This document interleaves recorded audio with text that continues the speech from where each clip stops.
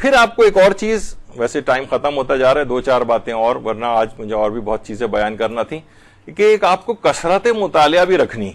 ابھی آپ نے اس سے پہلے سنا تھا نا کہ دیکھیے اس وقت آپ کو احساس نہیں ہوگا، آپ سوچیں گے کہ مجھ میں کیا، جیسے اکثر چند سال گزر جاتے ہیں اور والدین آ کر کہتے ہیں کہ بہت کچھ بچوں کے لیے، ویسے تو زیادہ تر بچوں میں تبدیلیاں رونما ہوتی ہیں، لیکن والدین کچھ آ کر کہتے ہیں کہ بھائی یہ اور بہتر ہونا چاہیے تھا، اتنا بہتر نہیں ہوا.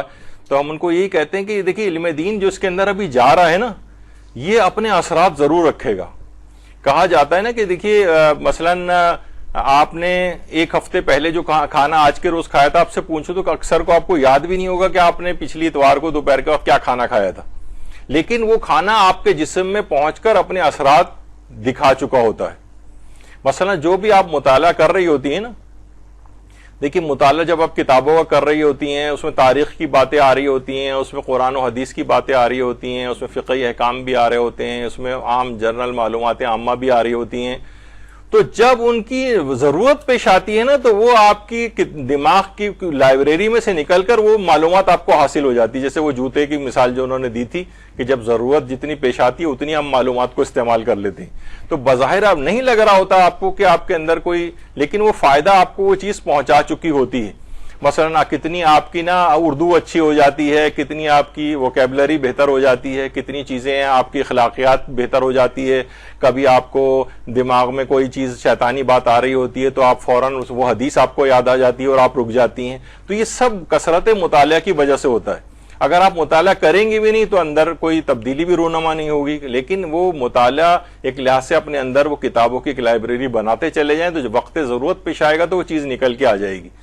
مثلا یہی جو آپ کھاتی ہیں نا کوئی بھی کھانا، تو اس میں سے دیکھیے اس میں جو پروٹینز ہوتے ہیں وہ پروٹین اپنی جگہ پہ پہنچ جاتے ہیں، وائٹامن اپنی جگہ پہ چلے جاتے ہیں، کاربوہائیڈریٹ اپنا جگہ پہ پہنچ جاتے ہیں، فیٹ اپنا فائدہ پہنچا رہا ہوتا ہے، منرلز، ٹریس ایلیمنٹس، کیا کچھ اس کے اندر نہیں ہوتا ہے، اور وہ ہر جگہ پہنچ جاتا ہے، اور وہاں پہنچنے کے بعد جہاں جہاں اس کی ضرورت ہوتی ہے وہاں وہاں استعمال ہو جاتا ہے. تو کثرت مطالعہ سے یہ ہوتا ہے کہ ہر چیز اپنے مقام پر چلی جائے گی.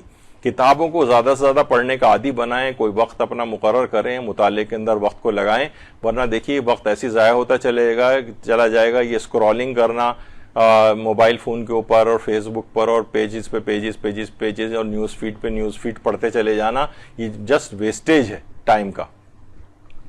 تو کتابوں کا حد سے زیادہ اس میں کوشش کریں، مطالعہ کریں، کوئی نہ کوئی وقت مقرر کریں کہ جس میں آپ کتابیں جو ہے وہ پڑھ سکیں. ہمارے ہاں دیکھیے اور جو علاقے ہیں وہاں پر کتابوں کی لائبریریز اتنی بہت ایسی طریقہ کار لوگوں کو کس طرح کتابیں پڑھنے پر راغب کیا جائے، اس کے لیے ایسی زبردست لائبریریز بنائی جاتی ہیں. یہ چائنا کی لائبریری ہے، یعنی ایسے طریقہ کار اس کے اندر وہ وضع کرتے ہیں کہ لوگ کیسے اٹریکٹ ہو کر جو ہے وہ ان لائبریریز کی طرف آئیں. ہمارے ہاں تو ایک معمولی ہر طالب علم طالبہ کی ایک چھوٹی سی ایک لائبریری، چاہے وہ 1 یا 2 شیلف پہ مشتمل کیوں نہ وہ ہونی چاہیے، اور آہستہ آہستہ پھر بڑھتی جائے. جیسی جو اچھی کتاب ہوں اسٹالز پہ جائیں، اپنے اس کی لے کر آئیں. دیکھیے یہ جو موبائل فونوں کے اندر پڑھنے کا رجحان ہے نا، یہ اتنا اچھا آپ کے لیے نہیں ہے. یعنی آپ پوری کتاب بھی اس لحاظ سے نہیں پڑھ سکتے، کون ڈاؤن لوڈ کرے گا، کبھی وہ نہیں ہے، کبھی کوئی چیز کھل نہیں رہی، کبھی کچھ. کتابیں فزیکل حالت میں آپ کے پاس ہارڈ کاپیز ہونی چاہیے کتابوں کی، سافٹ کاپیز کے چکر میں نہ پڑھیں، یا آن لائن وہ نہیں پڑھا جائے گا آپ سے کبھی بھی. ہر مطالعہ آپ کو فائدہ پہنچاتا ہے. ابھی آپ نے سنا کہ ہر چیز اپنے مقام پر چلی جائے گی، جب ضرورت ہوگی تو آپ کو فائدہ ملے گا.